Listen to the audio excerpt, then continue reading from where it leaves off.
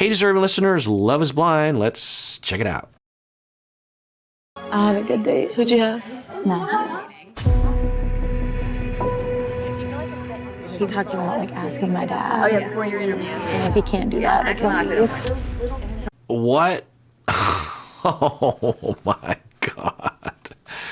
Wait, what's her name? Who is that? I'm trying to look at my notes. So we have another woman. Wait, let's rewind this. Matthew. Okay, so AD asks her, did you have a good date? And she says, yeah, I had a good one. It was with Matthew. Okay, well, who knows what that means? They just had a lesser connection than AD would be the initial assumption. But then she says, He talked about like asking my dad. Oh yeah, before your interview. And if he can't do that, like he'll leave. he talked about asking my dad, and if he can't do that, we can leave. And I have to say, the whole asking the dad thing is fine in and of itself, but it's another tick in the column that I've been keeping notes on Matthew and the kind of, I don't know what I want to say, but traditional masculine notions.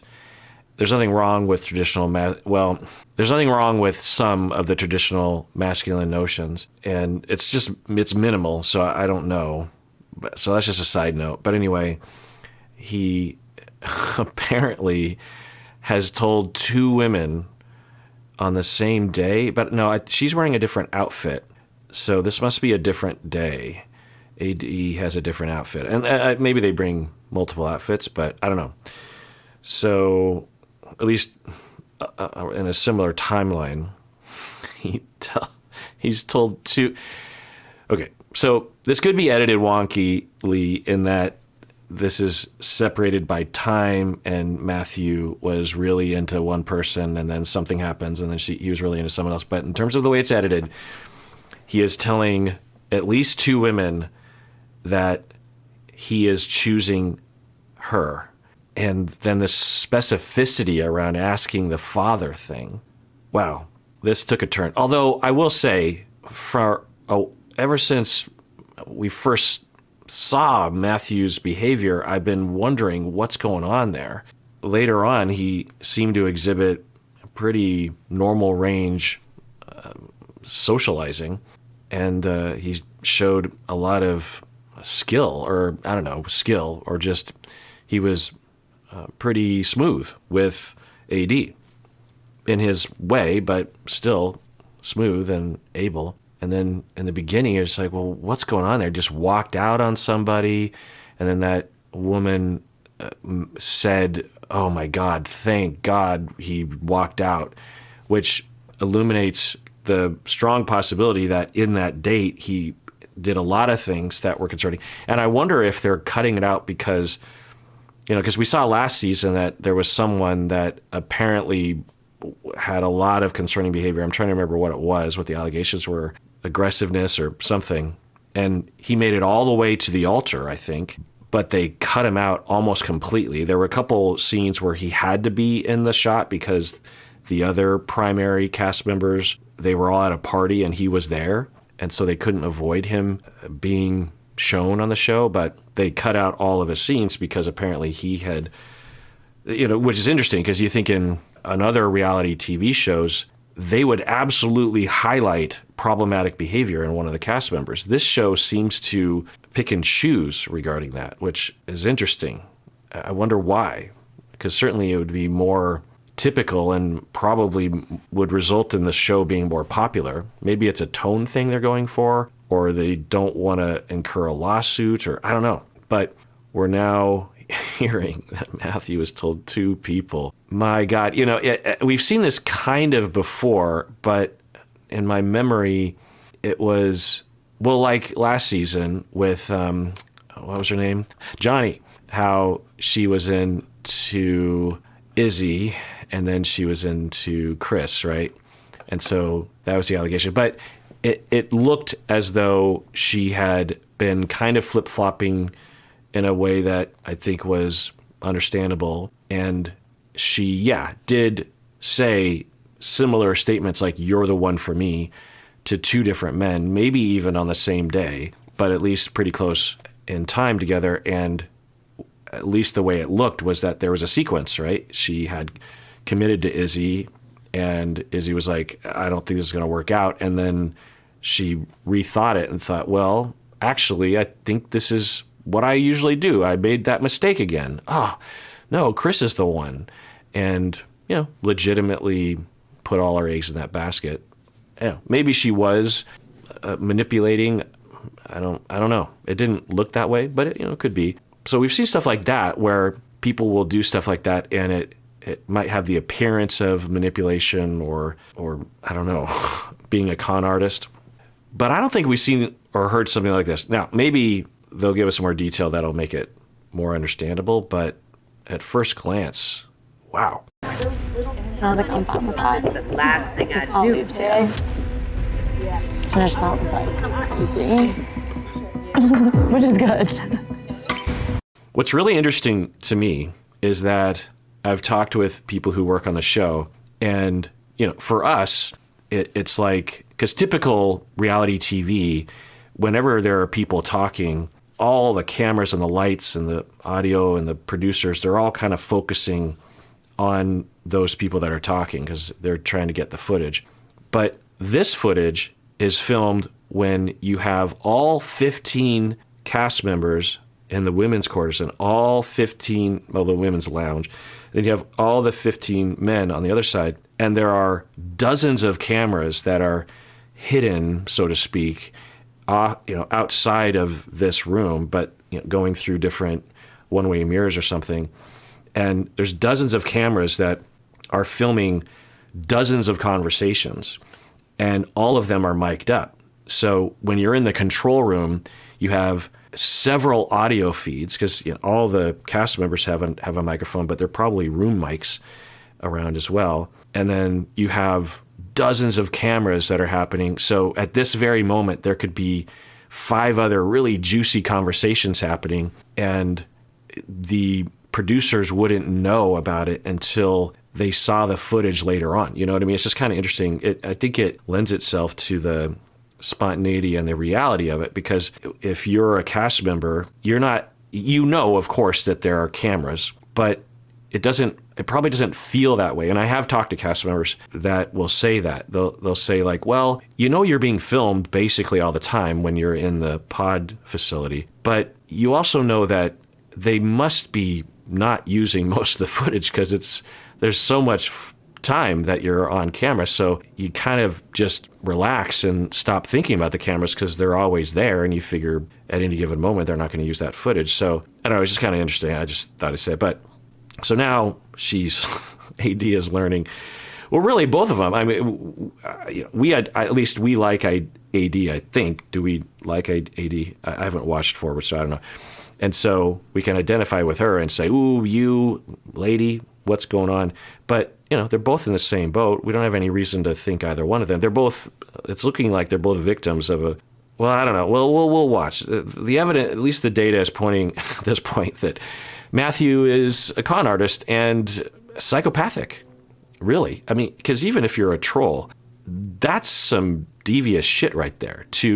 If this is true, because it's not just saying, hey, I want to be with you, I love you. It's a lot of interacting. It's a long con, right? You have to keep it together and without any remorse, just continue to manipulate for some weird, it's weird. Like, what would be the benefit? I guess one would be a trolling benefit, because you got to figure some people come on the show and we learned that, right? Last season, a couple who were actually already engaged, and they thought it'd be fun to come on the show.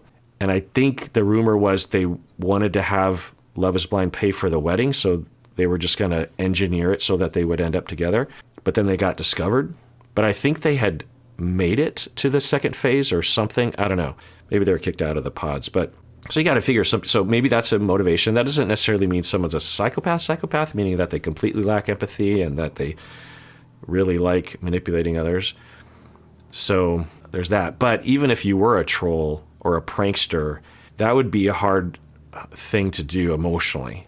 especially when you're actually in the moment. You're just like, oh, I can't go through with this. So there's that possibility. And then there's a possibility that he's a con artist and you just can't help it. There's another possibility that he lacks empathy or something, and he's trying to play the game right so that he has the most options. He's trying to gobble up as many of his options as possible so that he can prevent them from investing in other relationships so that he can choose at the end or something. I mean, but it's gonna come back around that you did this thing. The other woman will say, I gotta tell you, he was saying the same stuff to me. And then you just shot yourself in the foot. I don't know. Let's continue watching. I mean, it was a great date. Yeah. Words are nice, right? But like, I need action. He did talk about action. He was like, do you need to draw me a map so like, come get you? It's a routine. It's a shtick. It's a script. Right. If this other woman had just said something general, that would have been pretty shocking. But to hear the specifics, I don't know if I showed those bits, but everything she's saying, he said exactly to AD, almost word for word. It's just getting stranger and stranger as the fucking minutes go. Yeah, it's literally wild. I don't want to get excited. You know what I mean? Yeah. We'll see. So AD is choosing not to share, which I think, maybe she's just in shock, which would be normal. But I think the right move would be to tell this other woman, yeah, it's been happening to me too with Matthew, because the other woman deserves to know what's up, to save this other woman, or at least give her a chance to know what's going on. So I hope AD quickly tells her, informs her. We shall see. It's your turn. And I hope it's not framed as some sort of competition, because no one should be competing for that man if this is true. What are you competing for? Uh-oh. Great. Now we have to Now go we away can't because he's say gonna names. talk so much. No, He Matt wants can to. talk. But Matt has secrets. I know who Matt's seeing now, though. No way. I have my guess, man, but Oh no, I was told by one of the. Okay. It just gets weirder and weirder. As soon as I think I've seen it all on reality TV, then Matthew comes along. So these two fellas, Matthew comes up. So the whole time, some people watch my channel, they don't even watch the show. They've been showing these little interstitial scenes in which Matthew is by himself and all the other guys, or a lot of the other guys, are socializing or hanging out or something. And Matthew is by himself. And I couldn't tell if that was accurate or not, because they could just be editing it that way. They just happened to find some footage when Matthew was by himself and spliced it in. So I just don't ever trust those kinds of edits. But this is hard to misunderstand in terms of exactly what's happening. Matthew comes by and Jeremy says, oh boy, what it sounded like he said is, oh boy, here he comes. We're talking and we can't talk anymore because Matthew is going to say we talk too much. I think that's what he was saying, something like that. And he's joking, so I don't know what that means. For Jeremy, that could mean that he's just playing around in a fun way with Matthew, or he is being sarcastic as a hostile act, like, oh boy, here we go. I guess we can't talk anymore, right, Matthew? That kind of thing. I mean, he didn't have that tone, but you could see someone trying to be nice in that situation. Then we also see Matthew just sitting there, staring forward, doesn't acknowledge, at least the way it was edited. And then Jeremy and this other guy are talking about Matthew as if he's not in the room. And I know who Matthew is dating. It's just so interesting. I mean, yeah, are there socially awkward people? Sure. But this is particular. There's something else. I don't know. I mean, it could be a combination of a lot of things. So, and it could just be his choice. He might just like doing, people have weird preferences. People wear strange clothes. You can also have people who choose to act strangely. It has nothing to do with pathology or neurodiversity or anything. Women. Oh. I think the woman that told you, I'm going to see so I can ask, and I'll find math beans. Stop it. Stop it! That's not- You said stop it! That's not the You just got so chatty.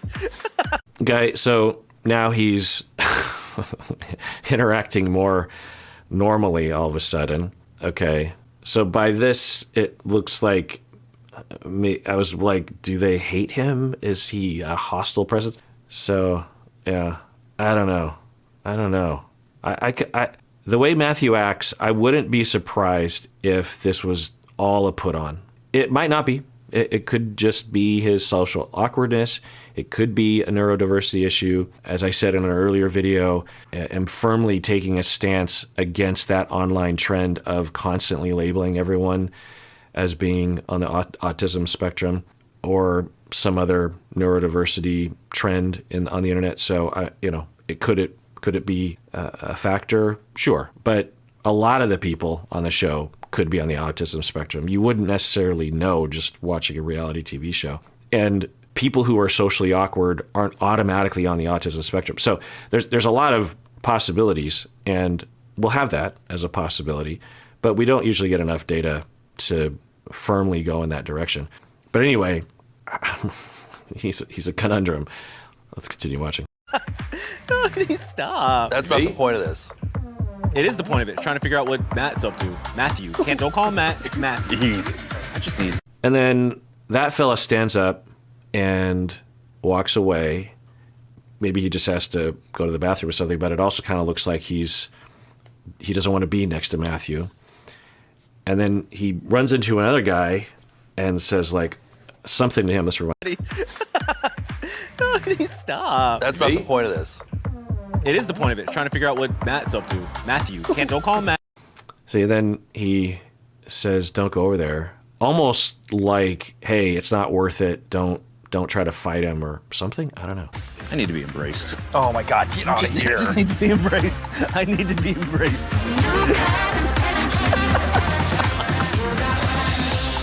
Okay, I don't know. It's just data. All right, well, that does it for that episode. Everyone out there, please take care of yourself because you deserve it. You really, really do.